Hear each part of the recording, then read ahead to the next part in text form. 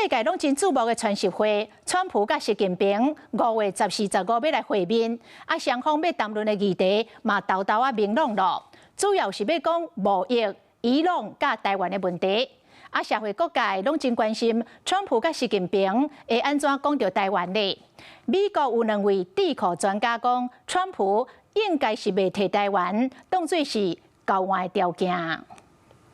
I have a very good relationship with President Xi. We've had a great economic time. 美國總統 Trump 甲中國國家主席習近平要佇咧北京見面。美國網絡媒體用手機報道 ，Trump 敢若邀請輝達、蘋果、ExxonMobil 甲波音等大企業的頭家做伙。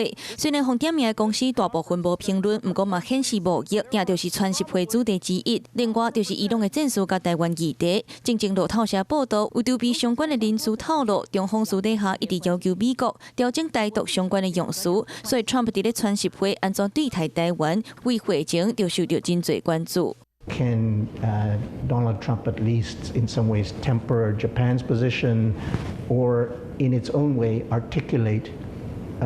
re-articulate the traditional U.S. position on Taiwan?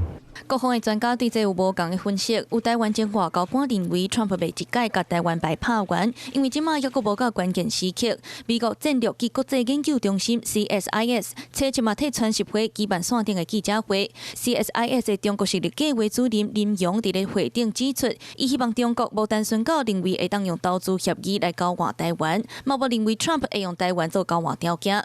前美國駐馬來西亞的大使柯根嘛認為 Trump 無啥可能為着換其他物件。犧牲甲台灣有關係的美國利益。佇咧川習見面進前，中國國務院的總理李強帶先甲美國參議員 James 帶頭的跨黨派代表團見面。